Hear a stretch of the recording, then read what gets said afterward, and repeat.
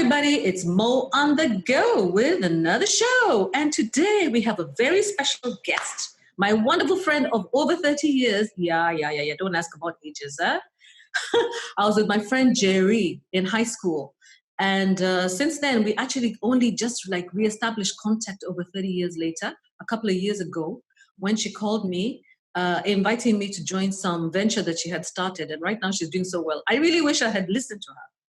But Njeri she lives in South Africa currently. She's another diasporan. The other day I brought you a different diasporan in Australia. This one is in South Africa. So guess what, guys? We're going global. So Njeri has been in South Africa for many years. She's a family lady. She's had children. And she has an amazing story for you. You guys just have to listen. So before I go on, let me ask Njeri to introduce herself and say, greet everybody. Greet them all on the Go fans. Hi, and really warm welcome to everybody. Yes, my name is Njeri Kamere. I'm originally from Nairobi. I have been out here in South Africa for the last 20 years. Just kind of had a love-hate relationship. Some days it feels really great to be in South Africa, and other days it doesn't quite feel the same way. So I am a mom of four.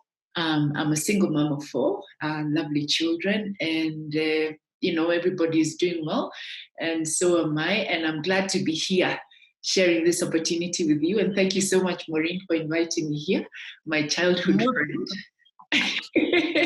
Yeah. I could sing you a song.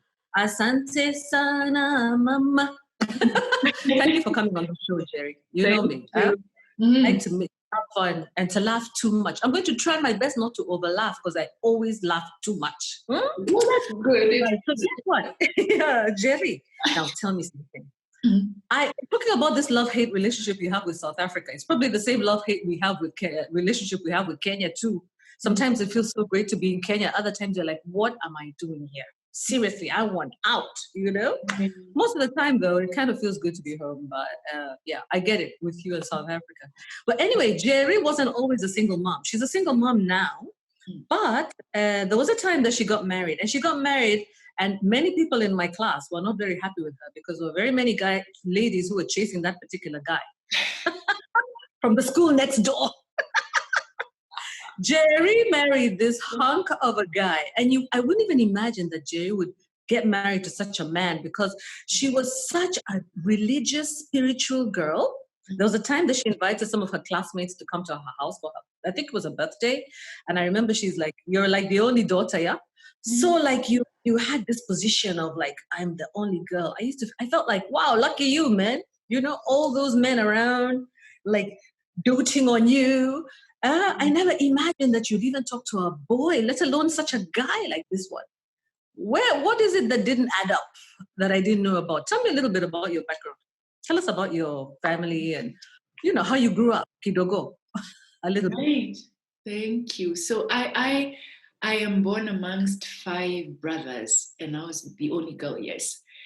And I was number 4. I am number 4. And then I went to an all-girls school. My primary school was co-ed, but then I joined Sangari where I found you, or where I met you. And then, I never quite thought about boys, It was never a feature in my life, but I suppose as you grow up and in a very traditional home. I grew up in a very traditional home, in a very quiet home, a very loving home. Then growing up, I went over to university. I did my schooling in Canada. Then I came back to Kenya. And I remember having a bit of a tug of war within myself as to whether I should go back to Kenya or not. But during my time, the message was, you go to school and you come back home. Okay? There was no 2 ways about it. You go to school and then you come back home. And that's what everybody did anyway. So it was not an issue like we're having nowadays when we say to our kids, go find your life out there. Go create a life for yourself. So I did get back home. So then I'm sitting here in the early 90s and thinking, okay, so what's next? What's next? And around that time, Njeri, everybody was getting married in our age group and having babies and all the rest of it. So for me, it was like, well, okay, the next step is to get married. And then I have this person show up in my life. I didn't even know that everybody was eyeing him when we were kids or in our teens, I had no idea, sincerely. I had no idea. Oh my God. You really were not with it, were you? Where were you? I was just living my life, going to school. And even your Bible passages that I remember in your music that you used to share with us. I don't know, something McClarkin. What's his name? Donald McClarkin or something. I remember Millicent, your friend, used to always share those. So you have no clue that the guy you're getting married to is everybody's hunk kind of guy. All right, at least for me, I knew that. All I remember of him is that he was an extremely loud individual. And at the time, I didn't connect the dots, like, what's wrong with this person? Where I would be taken aback now and think, what's wrong with this human being? Why do they need to be so loud? Like, But anyway, he approached me, and at the drop of a hat, I wasn't given much time to think, where has he been in the last 5 years of his life? Or because it was the moment I got back into Kenya, I got myself a job at Barclays and I started working as a trainee. And immediately he caught up with me because he was friends with one common friend of yours and mine, by the way. That one common friend, they were friends. He got hold of her and she gave him my number and where I was. Can you believe it? And that's how it happened. Yes. He hunted you down, literally. Literally hunted me down.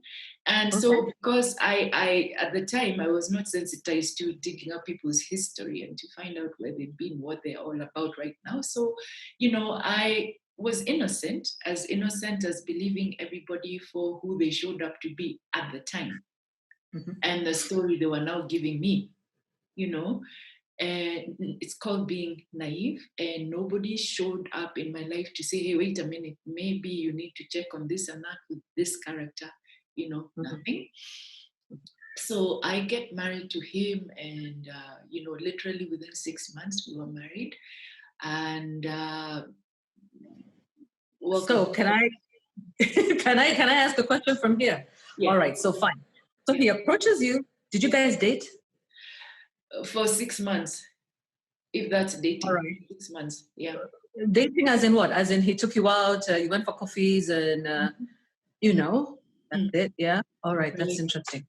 So when he came to meet you, did any of your brothers or anyone raise any questions about him? No, nobody raised any questions. Why? Nobody did. The only people who raised a question with me were my parents, where they were like, how do you know this person? How well do you know this person? So in my thinking at the time, I thought I knew enough, right? So it's like, well, child, you're not getting married to the mother. You're getting married to him. What do you know about him and their family? I have no idea. Like, don't ask me these questions. All I know is that I'm crowded right now, and this person is showing up like this. So I said yes.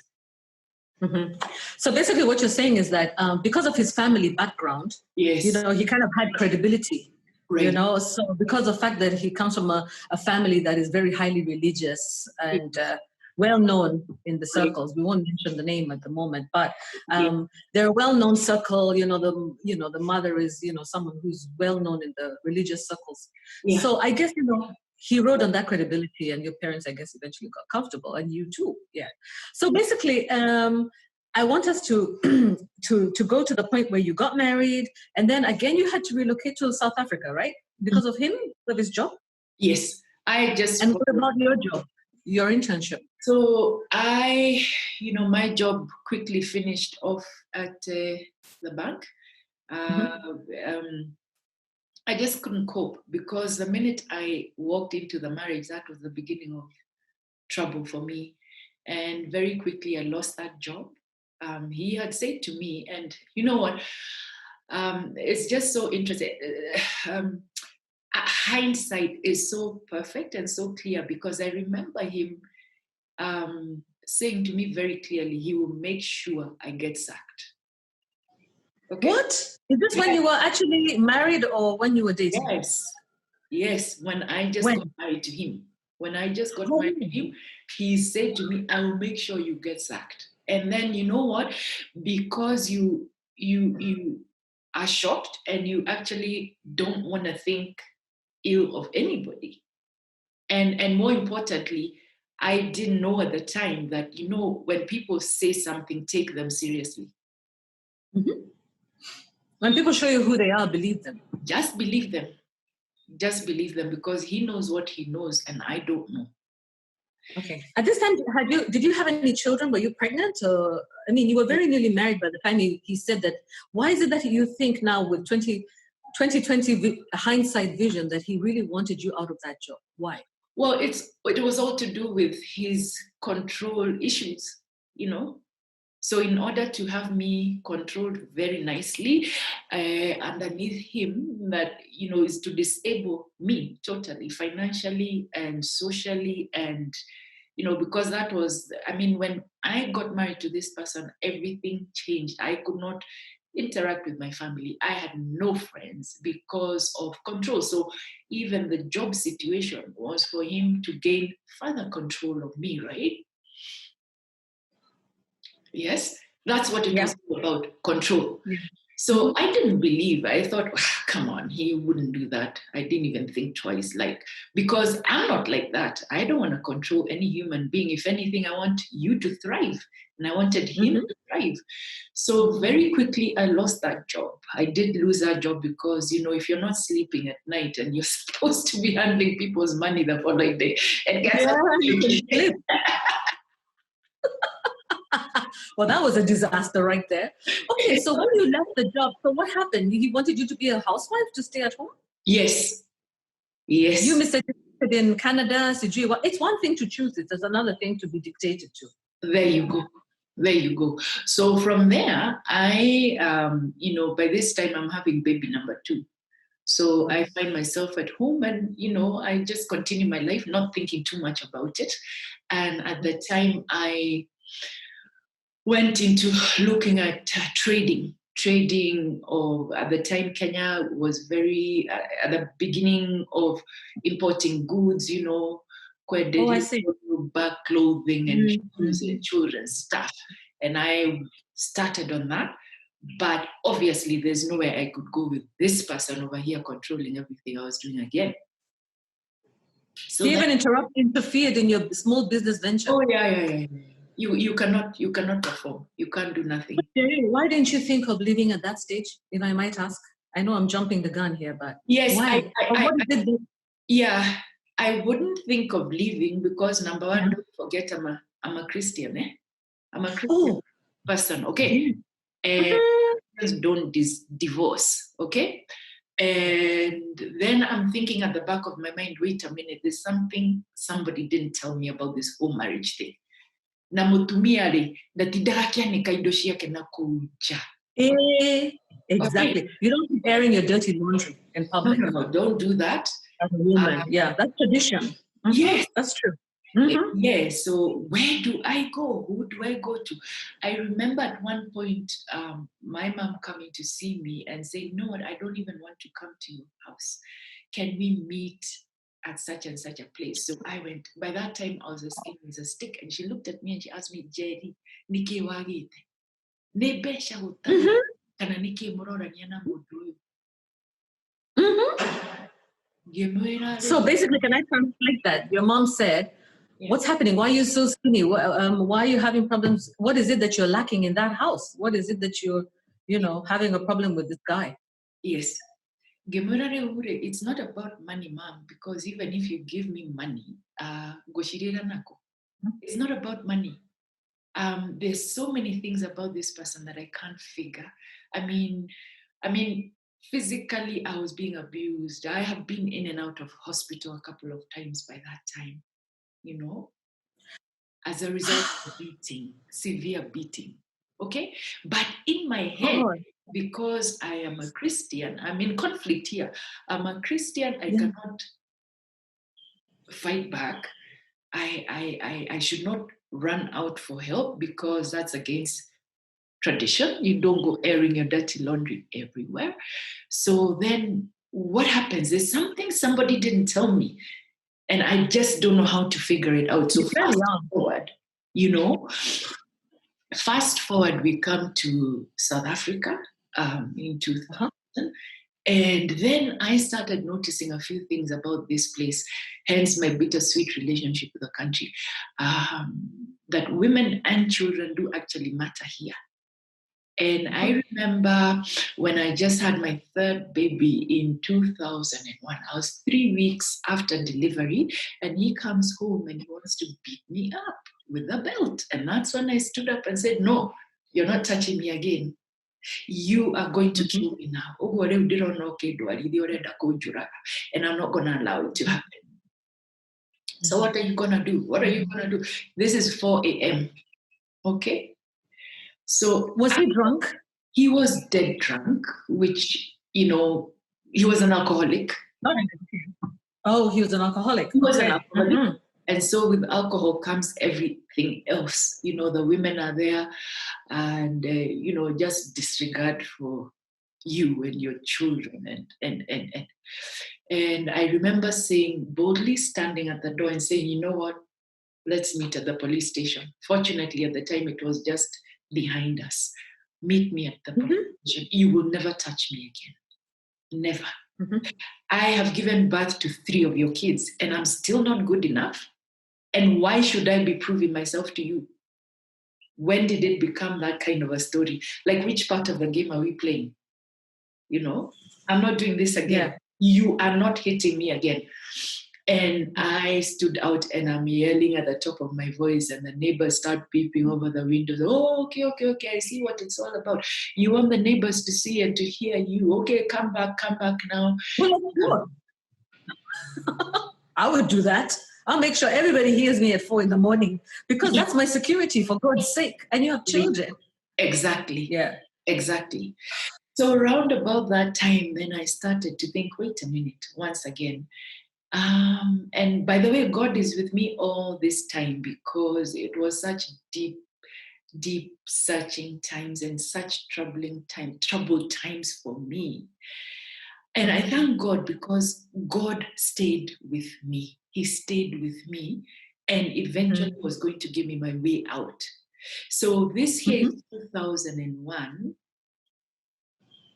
Fast forward to 2008, when he now gets a huge job portfolio in Kenya and he needs to come back to Kenya.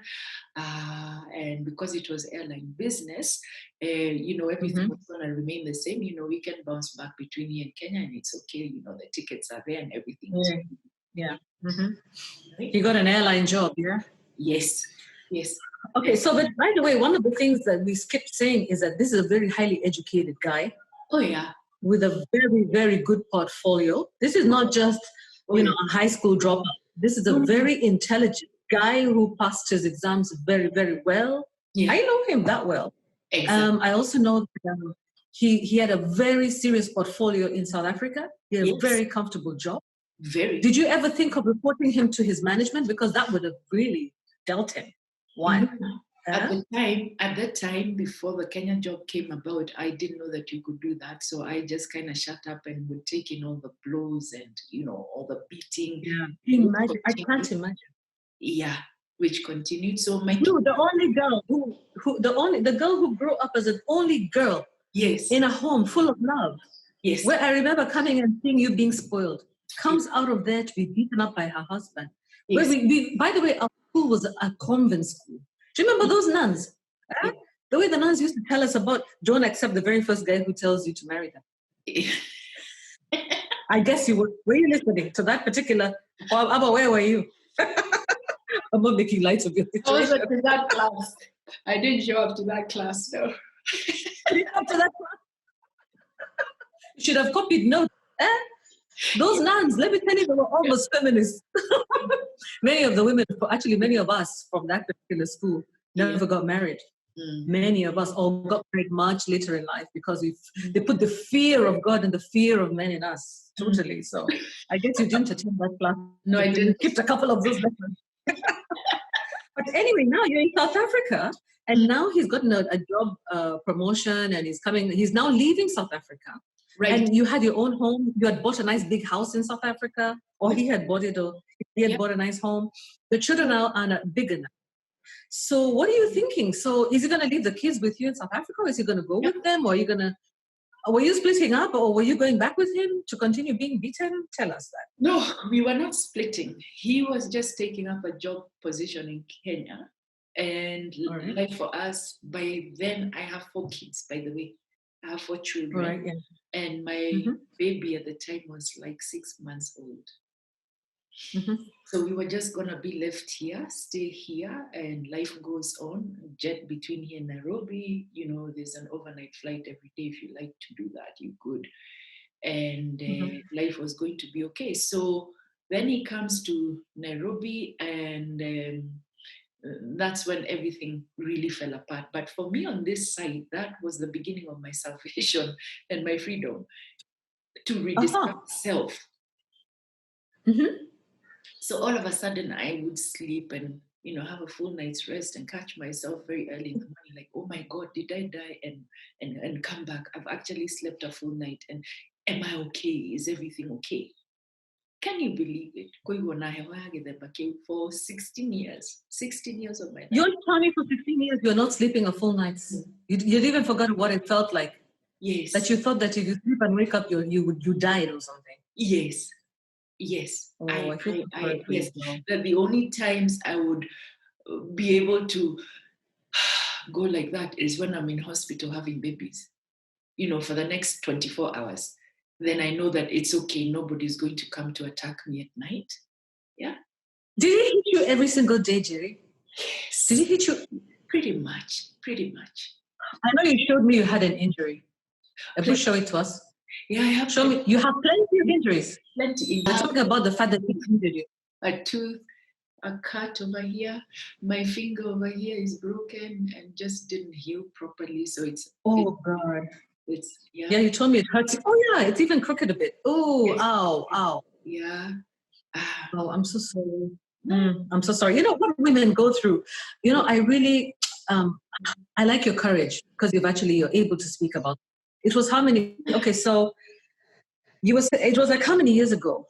Okay, so now you're free. You're free in South Africa, and yeah. So now fast forward, divorce. I went for a divorce.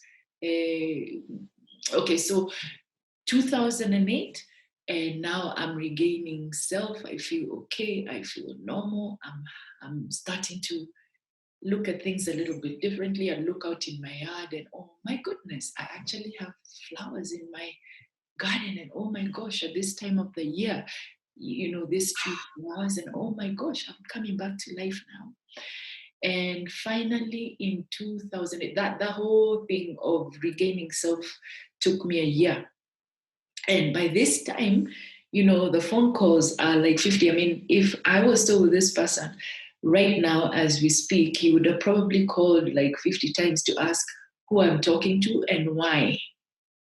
And what are we talking about? Yeah. And he would probably give you a call and give you his peace of mind. Okay. So, he will call me in the day and I'm so happy.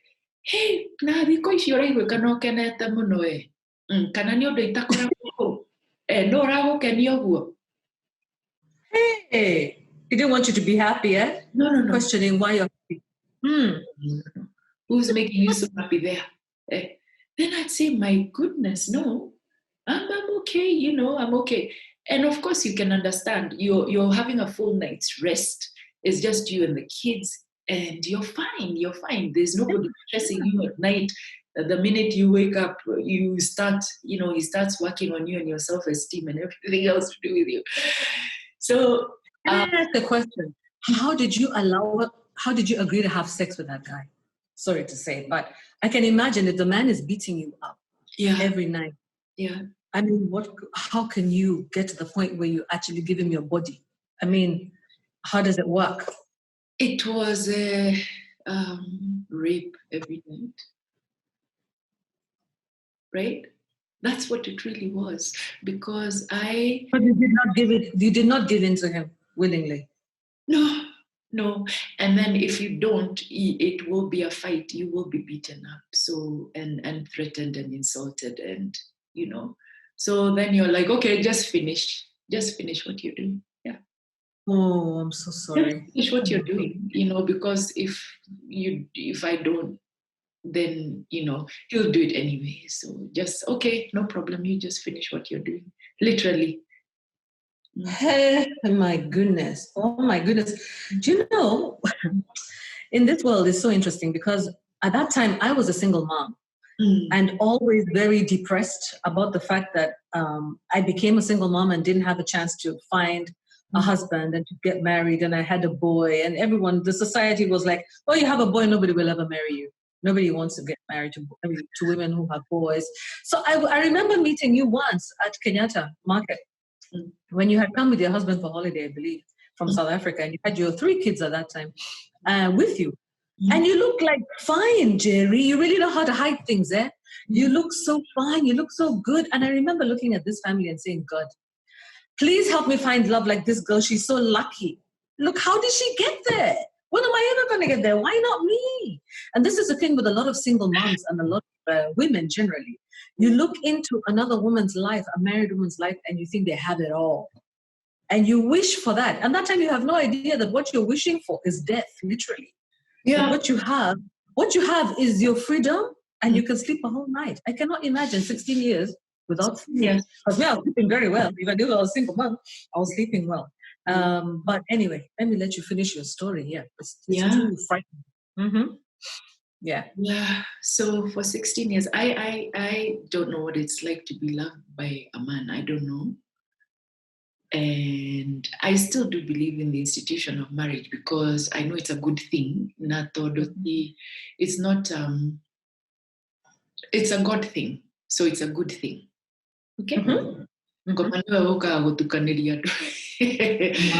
just create his own crap. And the devil is the one that comes to kill and destroy. Yeah, it's true. It is a good thing. So the institution of marriage itself is great, and there is love, and it just Start with your parents. to it. Start with your parents. Yeah. Exactly. Yeah. Exactly. So fast forward 2000 towards the end of 2009, the whole 2009 year of 2009 was a lot of turmoil in my life. And I remember saying to this person, you know what, we actually don't need to continue like this. We don't. Because I now have 4 kids here, and I can see where you're taking this. You're going to kill me. And then my children here are going to end up suffering in life because you will quickly go marry somebody else. But my children would be without a mother or a father. And so we don't have to struggle with one another. You met me when I was an adult, and now you understand who you are. Now you know who you are. Okay, I'll see how far you're going to go. Okay, well, no. Hey. Yes, I said, no problem. I'll do what I need to do. And so I remember serving him divorce papers in 2010, early in 2010. By this time, children have been chased out of school, no more school fees, and there's no food, there's no nothing. I have 0 because remember, I was a dependent, just like the 4 kids. Yes. Wow. So what did you do without that? Or did you approach the government of South Africa for support? What did you do without food and everything? Or you talk to your mom? What did you do? Well, this is where I look back at my life and I say, you know what, there's a God in heaven who takes care of people like me.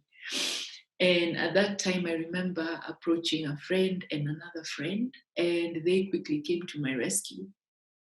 Okay. And for the next very many months, that's how I survived. But very quickly, I discovered the laws of South Africa and how I could approach, in terms of utilities and food for the kids. And I quickly ran to the courts. All right. Okay. At least I managed to get that in place where he was forced to send food and he was forced to pay the school fees. But in the meantime, he's run back here saying that, hey, that's not what I meant. That's not what I meant. I didn't mean a divorce. Then I said, well, if you are joking, I am not. Oh, okay, good. So the power has shifted now. I'm not joking. I'm not joking. And you know what? When you're dealing with somebody like me, you know, kerimo kyo higare ni kiuru muno. Tondu kirimo kaga maundu maingi gukira mwarimu. Kirimo kyo higa ni kiuru. And so when a fool becomes wise, they're very dangerous. Very dangerous. So you sit back and watch how we do this thing now. Yes. Njeri has woken up. Oh my goodness. They say don't rattle the snake. Not a sleeping snake. Don't. And all the while, the 16 years, it's not because I'm stupid or foolish that I'm giving this person another chance and another chance. It's because I don't want to break up a marriage. I mean, I have 4 children here. What story will I be telling my kids? You know? Yet, at the time when I made up my mind that, well, okay, that's it. I'm done. I'm done. And I remember the driving thing within me was that what I'm actually saying to my daughter here, who is my firstborn, is that this is the way a man should treat you and you should be okay with it. And what I'm saying to my 3 boys is that this is the way women should be treated. Okay? So as women, we stay in these vicious places because, we say it's for the sake of the kids, but you're actually destroying those same children you think you're saving. You're destroying those kids because it is actually better for those children to be in one sane home where there's sanity, peace, and quiet than to have both of you trying to kill each other. Okay? Yeah, absolutely. One person trying to kill the other person, like in my case. So that, was the driving force behind my final decision to say, you know what, Alex, I can't do this thing with you anymore. And it's okay. You go, do you know how many people are looking for me every day? Women in Nairobi calling me every day. Well, I said, you know what? Let them have you. It's okay. Yeah, please, Please. Yes. Please, let them have you. Wow. And men hate to be told that. Yes. Yeah. He knew he was attractive. He knew that, many women will be falling and flipping all over him. But he doesn't realize that he has the sell-by date. Thank you. That too. And it had expired. At least in your mind. Long ago. It had expired long ago. So it's okay. Let them have you. I'm fine. I'll be okay. Because as I know, before I was your wife, I was brought here with a plan by God. And second to that, I'm here by right. I'm not existing because of you. I'm not here because of you. So fast forward, we did go through the wire, literally through the wire in terms of survival here. Oh, yeah. You can imagine being in a foreign country and having to figure out this and that by yourself. But I quickly learned how to go and talk, quickly learned how to go and appeal for kids to stay in school, quickly, discovered what my rights were, etc., and I decided to stay here. Then I remember consulting with one of my brothers is a lawyer in Kenya, and he said to me, "Oi, Njeri, do everything you can, finish this thing there. Don't try and come to Kenya." Oh, why? Why did he advise you not to come back to Kenya? Because the law and the systems of law and as pertains to marriage, you are not going to get through this thing as fast as you would in South Africa. In South Africa. Yes. That is true, by the way. Yeah. Yeah, that's true. It's the same thing in the UK, in the US, in Australia. Generally, the laws, are fairer. Much fairer. And they give an ear to the woman just as much as the man. In Africa, paternalistic traditions and just get in the way of the law. Exactly. Because I think the law should be the same, but I don't know who writes the laws in this country, really. It forces women to stay in abusive relationships. And do you know how many women have died? Staying in these relationships, being killed, to the point where lots of women, instead of like dying or getting, what do we say, or losing their lives or minds, they choose to just take the matter into their own hands, and with very devastating consequences. That now there's very little trust between couples that are in disagreement. Unhappy couples really don't trust each other at all. The men don't trust the women don't trust the men, and they're still there. And they divorced long ago. They divorced ages. Do you remember when we came back from the US? Because I came back from the US a while back, around the same time probably that you did. I remember being approached by so many married men, and they would say that they are separated. And I'd say, okay, so that gives you a license to date me, or what? What is going on? You're not divorced. In my mind, I was also naive like you, in Kenya, being separated is considered being divorced. So a man who says, when he says he's separated, or a woman says she's separated, she's really saying she's available or he's available for another relationship. Because the difficulties of divorce are, the challenges of going through the system with divorce and the time it takes, it robs you of your youth, it robs you of time where you could be meeting somebody else. So people just decide to just go ahead and meet somebody else anyway in the meantime. I think that's what happens, yeah. What a mess. That is like a mess. It's a mess. Yeah. It sure is, yeah. So your brother was right to advise you. Yeah. And by the way, your background is that you came from a family of lawyers. So you thank God at least you had that support and that, No, that's all he said to me. So you, my sister, just do everything you can on that side. Don't even try to come here. And so I quickly did everything I possibly could do. And by 2012, end of 2012, the divorce went through. It took how long? 2 years. It took a whole 2 years. A whole 2 years. Yeah, it's long. Yeah. 2 years. And within that time, and I actually speeded it up because when I realized he was never going to give me anything, zero. He gave me nothing, and he was not going to give me anything. I mean, in terms of property?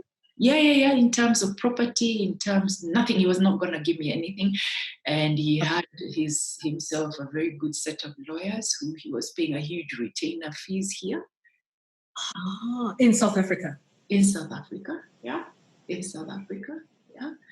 And so I remember just saying, you know what, I could actually be haggling with this person to give me stuff, what is rightfully mine, which is half of everything. And I had put together, in the midst of all this, because I was the brainchild behind everything we ever owned, But I could end up another 10, 20 years of my life trying to get this property out of this person, and he's not going to sign the papers. So I decided, well, you know what? My brain is still intact and I am still young. I am going to go back to work, and I can put it together even faster than any of this anyway. And the following morning, I remember calling my lawyer and saying, you know what? Asking him, on top of this 500 rand he's saying he's going to be giving to the children, is there anything else he's going to give? On top of the 10,000 rand he's saying is settlement money for me, is there anything else he's going to give? 10,000 rand is equivalent to how much in Kenyan shillings? Something like 70K. 70,000 shillings, which is something like $700. He wants to give you less than $1,000 to settle your whole marriage. But somebody who has a mega job position in Kenya, earning big money, I know the guy was earning serious money. Serious money. I mean, by the time at the time. What about the home that you had bought together? So, what about the home? Well, your house.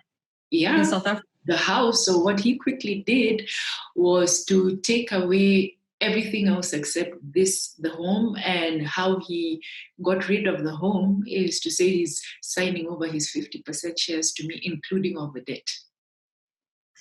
Because it was on a mortgage.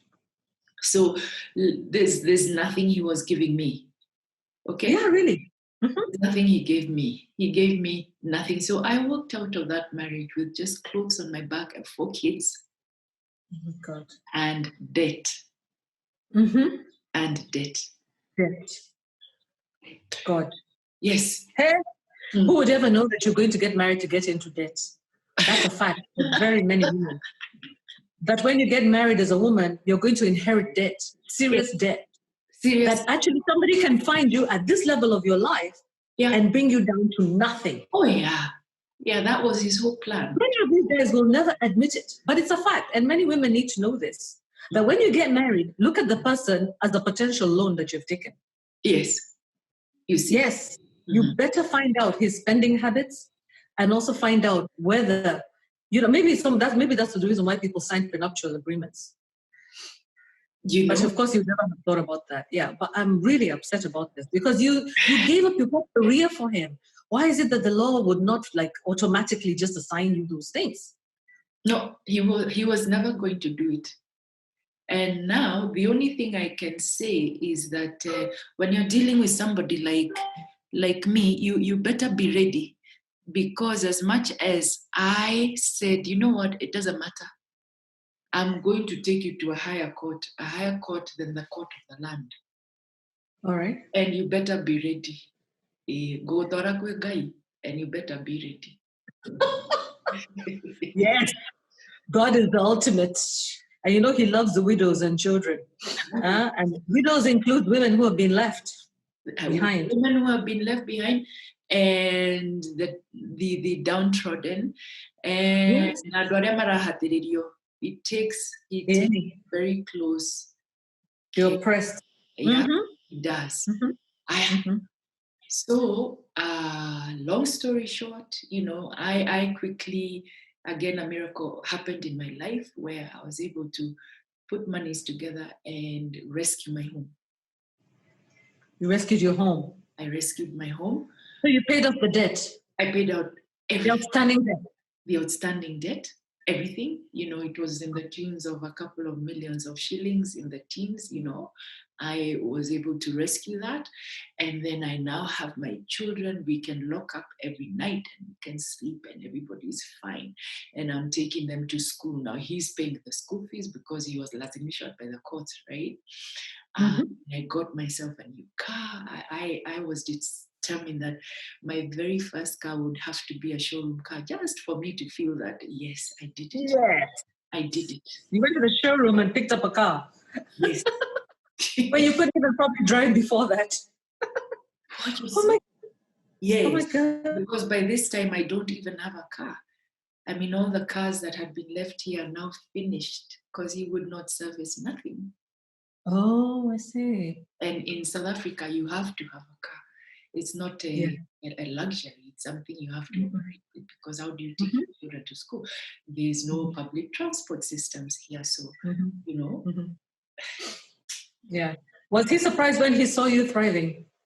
He has been very surprised, and he continues to be surprised, because I am not supposed to be doing half the things that I'm able to do, or, and just getting on with my life and being very focused with, and just living life and being happy.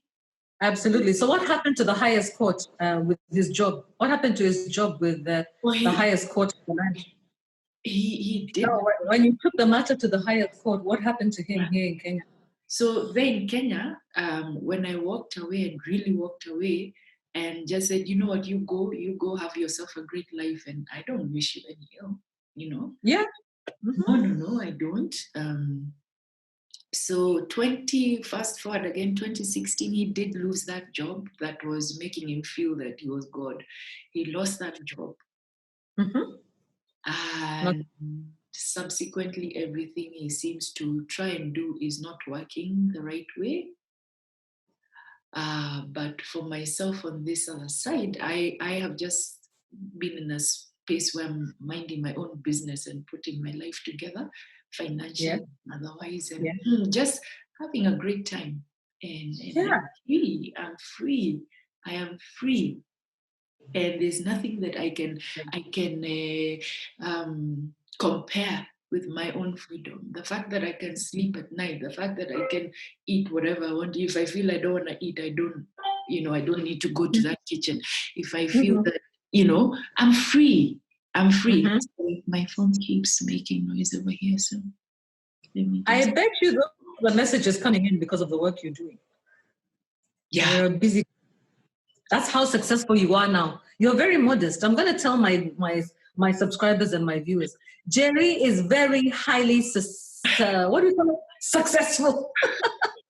She's so highly successful. It's amazing. I have watched her for the past 2 years and I've been like, what? Look at all, can you hear those messages? All that is money, guys. That is money coming in. Oh. Stop trying to be a modest here. I'm going to just Anika you. I'm going to expose you, Njeri. You're doing fantastic. And I'm so proud of you, You really encourage us. And the thing is, like, in the end, this whole thing ends very well. And what about the children? Tell me about the kids.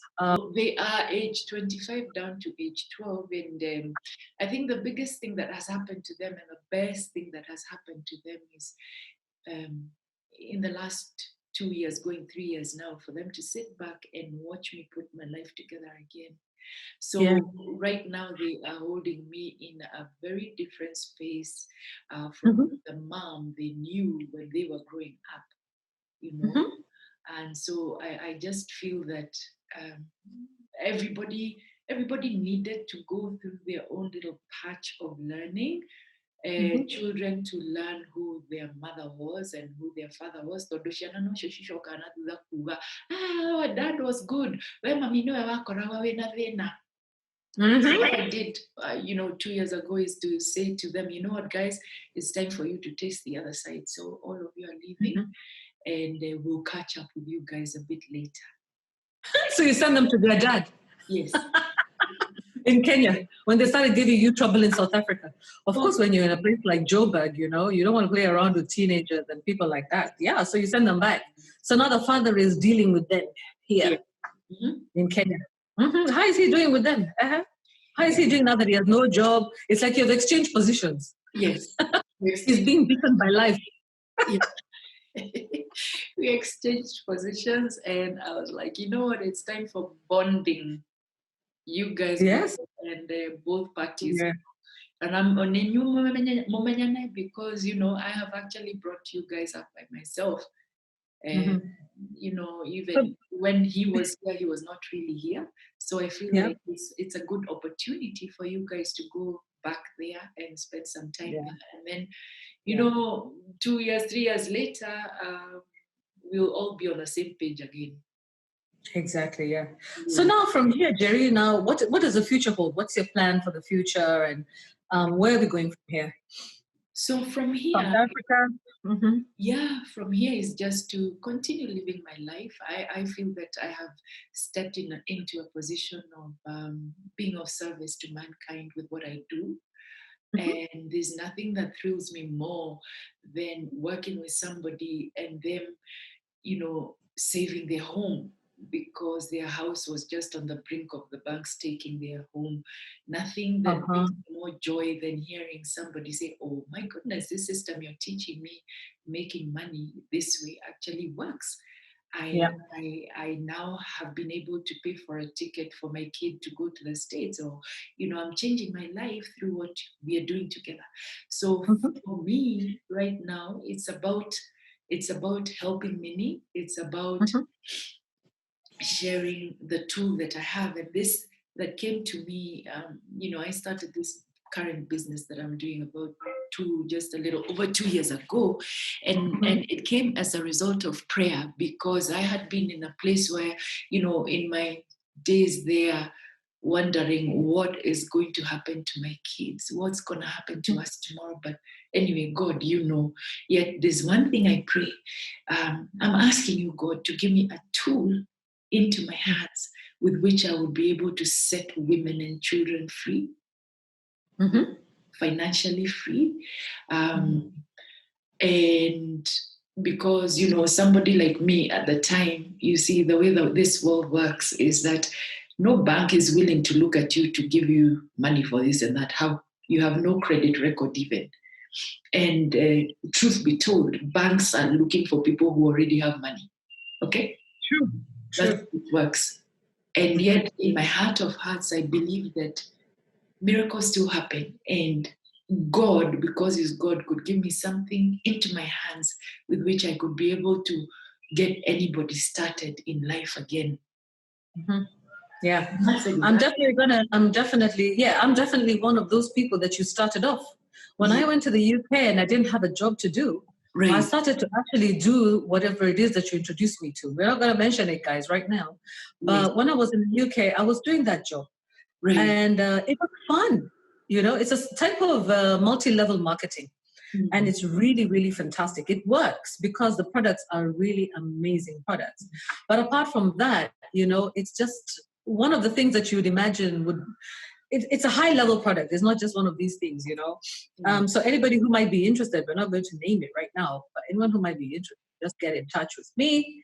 And then I'll introduce you to it because Njeri is my upline on this. I've been actually one of those people who have not taken advantage of the situation because I got myself just distracted by 1,000 different things. But right now, with the current coronavirus, which has eaten away at our income, sources of income, work, opportunities, what do I have to fall back on? You start looking back and saying, hey, let me try here, let me try there. Yeah. So Njeri, thank you so much for sharing your story with us. It's been such a pleasure. I wish we could talk all day, but you see, we have to stop at some point. But all I can say is that I can see that you've really thrived. You're happy now. Your kids are happy. I believe your ex has learned his lesson or is learning his lesson very seriously. And all I can say is that, you know, guys, let's learn to treat each other with humanity because it comes back to bite you. Life is cyclical and that's just the way it is. You know, they call it karma. Is that it? What you give, you get back. No. So if you give love, you get love back. If you give hate, you get hate back. You give violence, you get violence back.